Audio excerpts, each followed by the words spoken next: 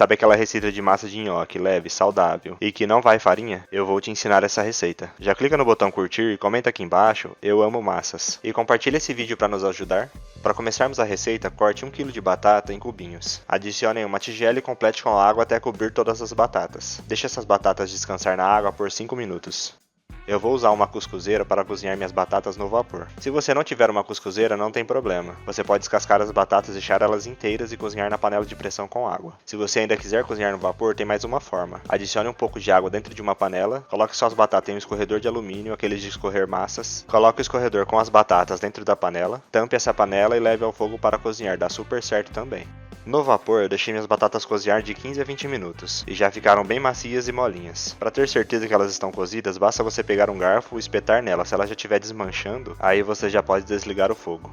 Escorra essas batatas e adicione em uma tigela. Agora é bem simples, basta você pegar um garfo e amassar essas batatas até que ela vire um purê. Para que as nossas batatas fiquem ainda mais leves e mais macias, vamos passar as batatas por uma peneira. Use uma colher nesse processo, vai facilitar demais para passar as batatas pela peneira. Adicione esse purê em uma panela com fogo desligado. Acrescente 50 gramas de manteiga em pomada, ou uma medida de 2 colheres de sopa. Adicione 2 colheres de chá de sal, essa quantidade é ideal para essa massa. E uma pitada de pimenta do reino, mas a pimenta do reino é opcional, se você não quiser não coloca. Agora é só misturar muito bem esse tempero no purê.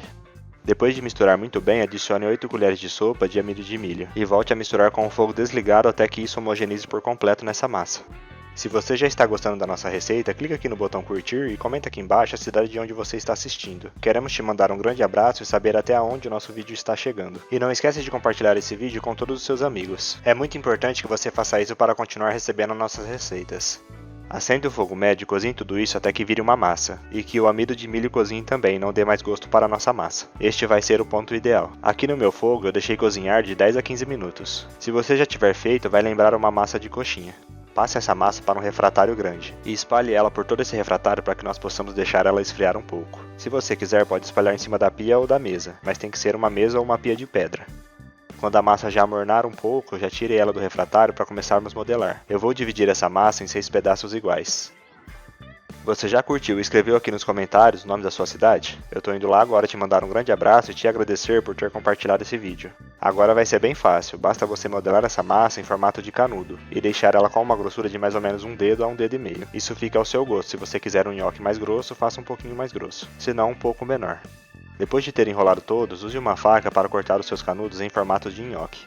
Esta é uma parte bem importante, se você quiser pegar os seus nhoques e comer mais tarde, basta você reservar ele dentro de um refratário e cobrir com um plástico filme, e deixar na geladeira até na hora de servir. Senão você já pode terminar de servir ele assim mesmo. Na hora de servir, basta você pegar a quantidade desejada e colocar no refratário. E eu vou acompanhar esses nhoques com um molho à bolonhesa. Você pode usar o molho que você quiser.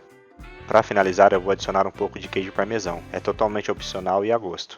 Eu espero demais que você tenha gostado dessa receita. Agora eu vou voltar lá para os comentários para continuar respondendo a todos que deixou o nome da sua cidade. E até a próxima receita. Tchau!